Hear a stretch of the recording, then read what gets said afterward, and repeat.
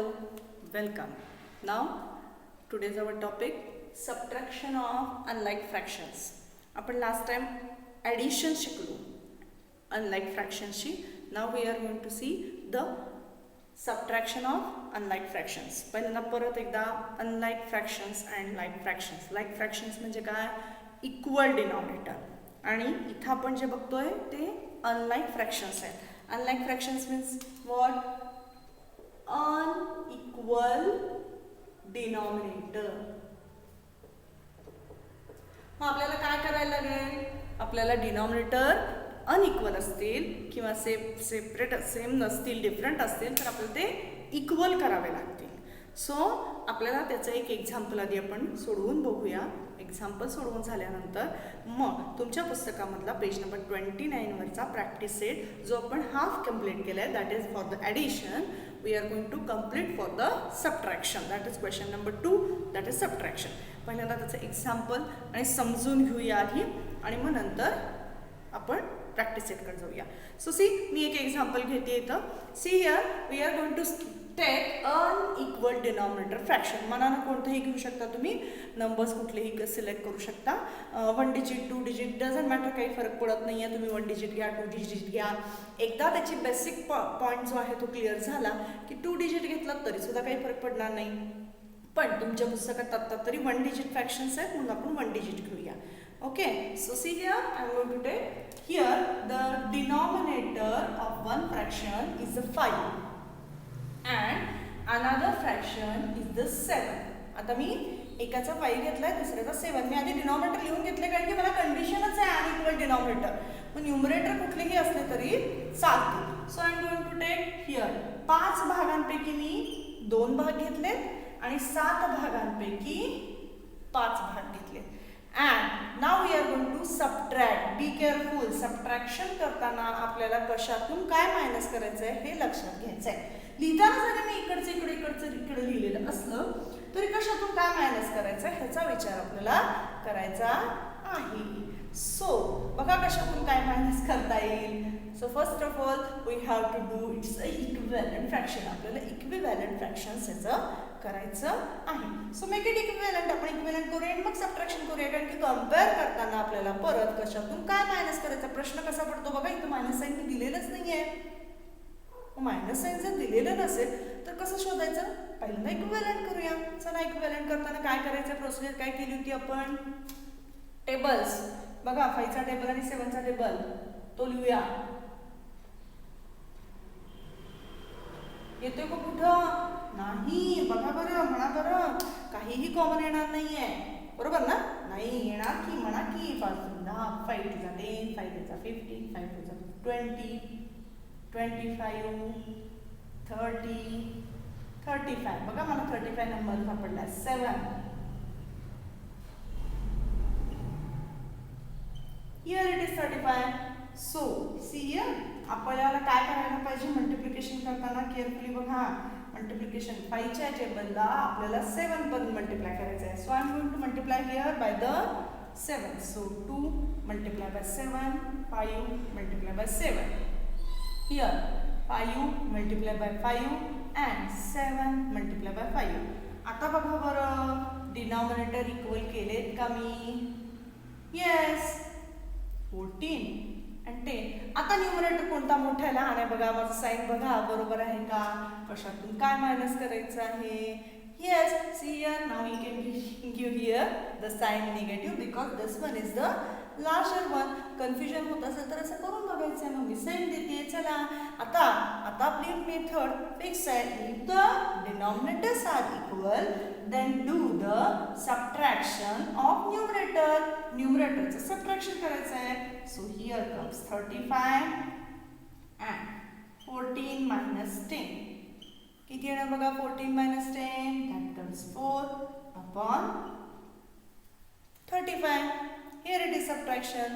सोपं आहे खूप. आपल्याला काय करायचं आहे जर अनइक्वल असतील denominator so we have to equalize by them. That is the obtaining equivalent fraction. आपल्याला ऑब्टेनिंग इक्विव्हॅलंट फ्रॅक्शन करायचं आहे by multiplying it with the any number or division. जर डिव्हिजन पॉसिबल असेल तर डिव्हिजन, मल्टिप्लिकेशन असेल तर multiplication.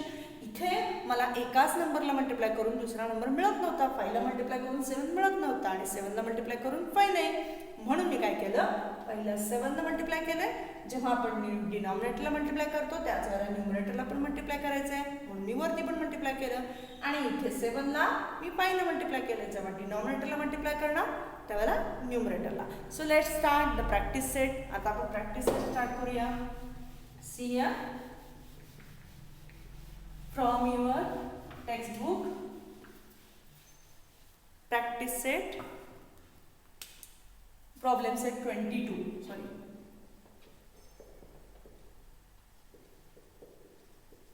Problem set 22, from that question number 2 subtract. त्यातला first one solve करूया आपण. That is 3/10 and 1/10. 3/10 minus 1/20, sorry. बघा बरं इक्विव्हॅलंट आहेत का, नाही. अनलाईक फ्रॅक्शन्स आहेत. येस, डिनॉमिनेटर इक्वल नाही आहेत. मग आपल्याला करायला पाहिजे, कसे मल्टिप्लाय करणार. 10च्या टेबलमध्ये 20 येतंय मल्टिप्लिकेशन करून. So 3/10 we are going to multiply with the 2. का म्हणजे 2 न, कारण की 10 2s are 20. Okay, now here this will remain as it is. ह्याला आपण तसंच ठेवायचं आहे. 3 2s are 6 and here comes 20 minus 1/20. मग आता डिनॉमिनेटर्स इक्वल झाले, न्यूमरेटरचं subtraction. So 6 minus 1/20 and here comes the answer 5/20. Here we complete the first one. Now we are going to see the second one. Second बघा काय आहे, that is 3/4 minus 1/2. 3/4 minus 1/2. आता 3/4 minus 1/2 मध्ये 2च्या टेबलमध्ये 4 येतो. 2 2s are 4. So मी 2 न multiply केलं. So 3/4 minus 2/4. Now the denominators are equal. Numerator subtraction. 3 minus 2 1. 1/4 is the answer. Now we are going to solve the third one. Third काय बघा, 6/14 minus 2/7. So numerators again not same, so we are going to make it equal. 2/7, 7च्या टेबलमध्ये 14 येतं. 7 2s are 14. Here comes next step. 6/14 minus 2 2s are 4. 7 2s are 14. Now the denominators are equal, so numerators subtraction. 6 minus 4/14 and next step 6 minus 4, that is 2/14. Here we complete the third one. Now we are going to solve the fourth one. Before that you can take a screenshot of it.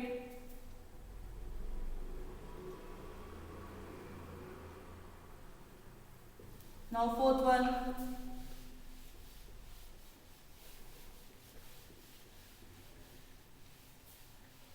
चौथं काय बघूया आपण, चला. 4/6 3/5. 4/6 minus 3/5. नाव 6च्या टेबलमध्ये 5 येत नाही, 5च्या टेबलमध्ये 6. मग दोन्ही नाही आपल्याला मल्टिप्लाय करायचं आहे. 4/6 multiply by another number.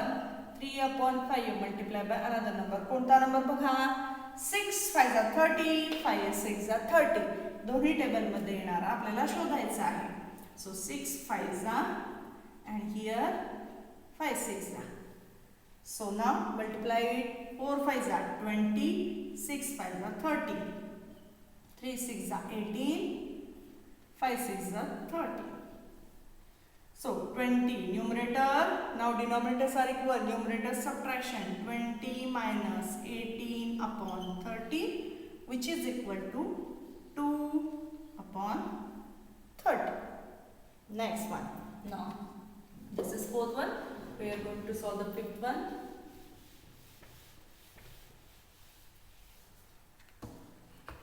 That is 2 upon 7